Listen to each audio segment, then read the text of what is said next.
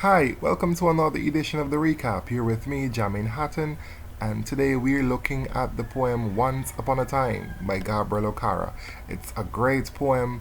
It tells us exactly how people are taught to become hypocrites by the way they are dealt, and it tells us how we ourselves might be aware of the fact that we have changed and we want to unlearn the things we learned. So it's an exciting poem. I hope the poem speaks to you directly, and if it does speak to you, try and change quickly as possible before it's too late. All right, good. So the recap, of course, you know by now, is my take on online podcast, which seeks to explain to CXC students poems that appear in the syllabus 2018 to 2023.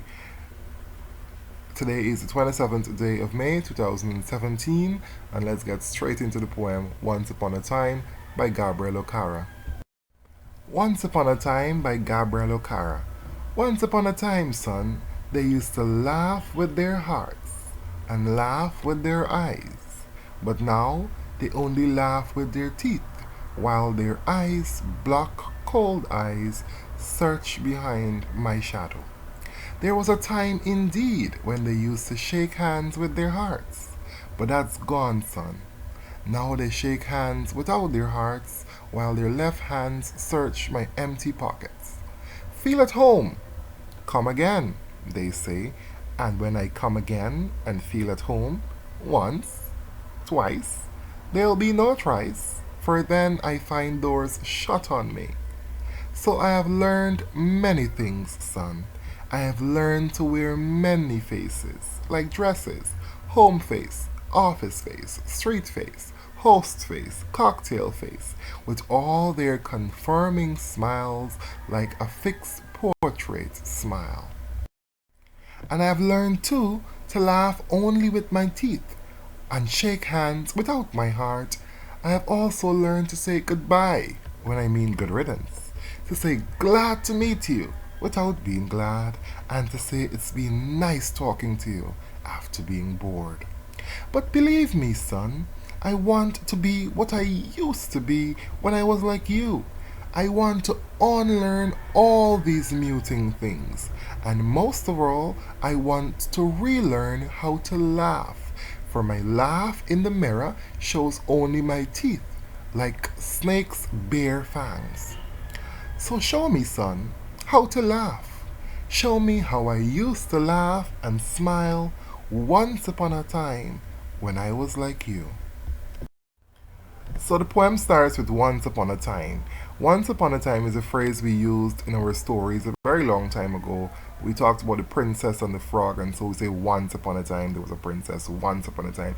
It gives us the idea of this fairy tale like appearance. So, and that tells us, Gabriella used that brilliant phrase there. That tells us that it happened, it may have happened, it may not have happened, but there's not such great idea of it being true. And maybe if it happened a very, very long time ago. So he's saying a very long time ago, people used to laugh with their hearts and they were so happy when they laughed. But now they have changed. He's saying people used to smile with their eyes and they have laughed with their hearts and they feel what they're talking about, they feel what they do. But now they only laugh with their teeth. So instead of saying, and you enjoy the laugh, now they're just, yeah, you just show their teeth there. So that's just sad, right? It shows how people have changed. So that's fairy tale imagery right there, and it goes on to give you a beautiful metaphor to compare the eyes, to compare to ice, their eyes. So people are in front of you, they appear sincere, but really when you look at them, when you really look at them, their eyes are as ice. Goes on to show us how cold and how heartless they actually are. And it says what? Search behind my shadow. They search to see what they can get out of you. And that is just amazing writing because this is so, so true. People oftentimes only gravitate to you to see what they can get out of you. And that is just sad. There was a time indeed. He's saying, yes, he agrees. There was a time when people used to shake hands with their hearts. They were happy to shake hands with you. You meet someone, you shake their hand, you feel them, you like their energy, you like their vibe, but now that is gone. So they shake hands with their right hand and they search your pockets with their left hand. And that might not be literally, but he's telling us that they would shake hands with you or they will greet you only when they can get something from you.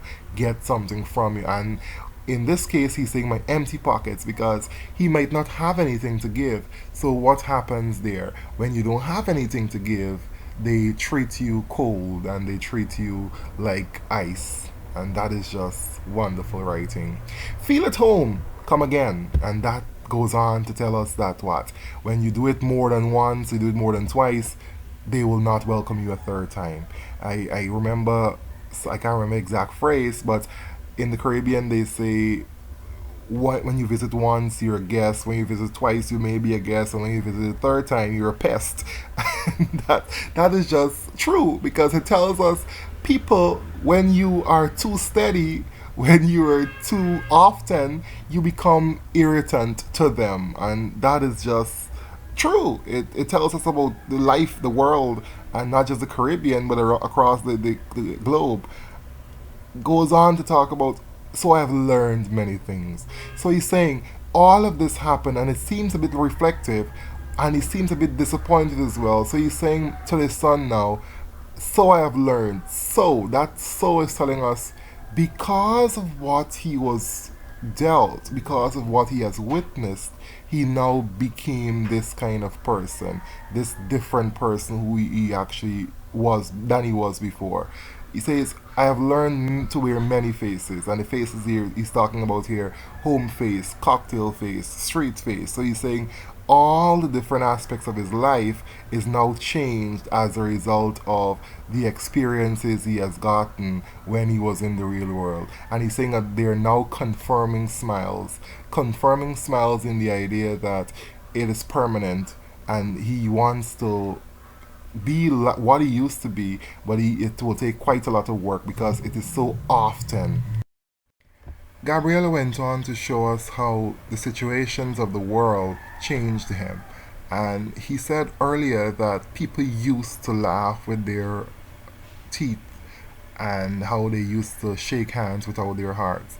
But now he is showing us that he is now learning to do these things. He is taught that you know what, the only way to make it out in this world is if I do this. Laugh by only showing my teeth and not to show my heart at all, appear heartless. And he goes on to say he has even been taught to say goodbye when he means good riddance. Good riddance in the sense that I don't want to ever hear from you again. And now all he's saying when he doesn't want to hear from someone again, when he's cutting ties with them, severing ties permanently, he's saying goodbye. Goodbye tells us that I want to see you again or I want to hear from you again. So he's saying I'm not saying good riddance, I'm not making you aware that I don't want to ever contact you, I don't want to ever see you again, but I am just going to give you the impression that you know what, I'll talk to you another day.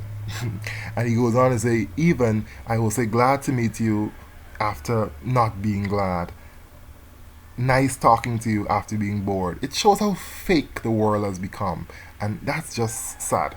It shows us how people are insincere, and that's all I can say in that regard. It's insincerity. And because the sad thing is, it's true. Nothing here is untrue. It's true. It's exactly how the world is. But believe me, son, I want to be what I used to be when I was like you. I want to unlearn all these muting things. So he's saying what? He's saying, son, I miss being honest. I miss being innocent. I miss being what I used to be. And he says he wants to unlearn these muting things. He calls them muting because it's not adding to his productivity. It's not adding to his life. So it's saying he wants to relearn how to be sincere. He wants to relearn how to be heartful. He wants to relearn how to be human again.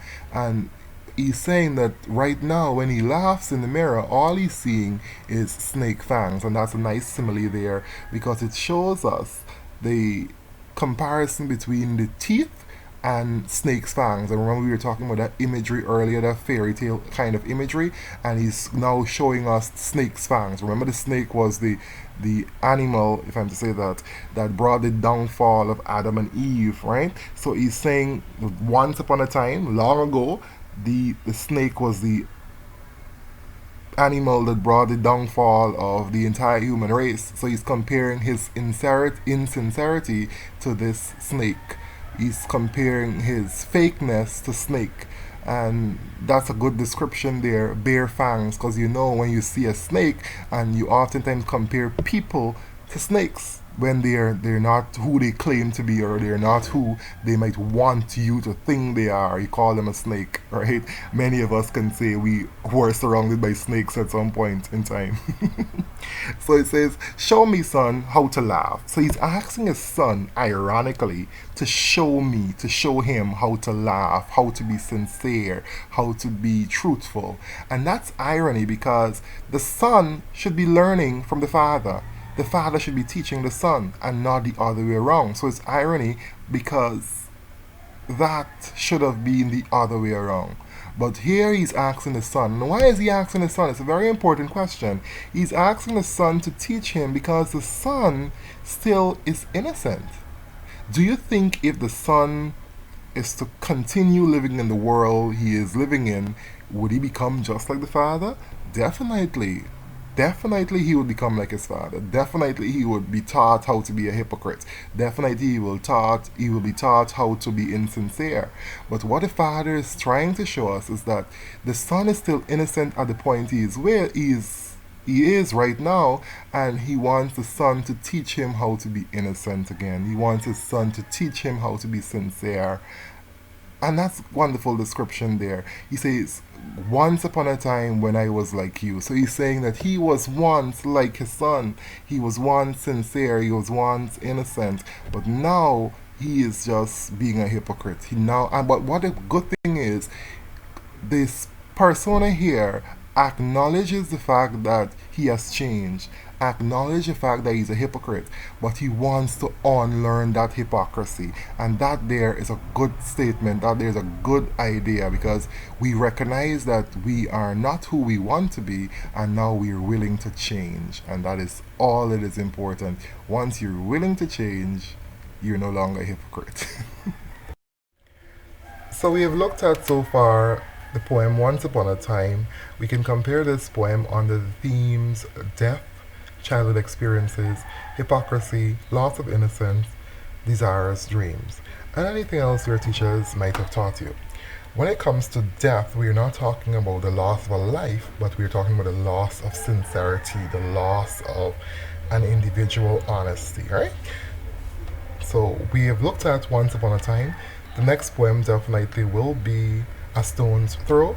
As soon as I'm finished with that, I will put a link in the description. But you must listen to A Stone's Throw, because it's a direct contrast to this poem Once Upon a Time. So see you until then. Take care. Thank you for listening. Be sure to like this, leave me a comment, let me know what you think of this, let me know what poems you wish to hear next, subscribe so you can get updates on those poem postings, and go ahead and share this with your friends so you all can pass the exams together. Good luck, and thank you very much for listening.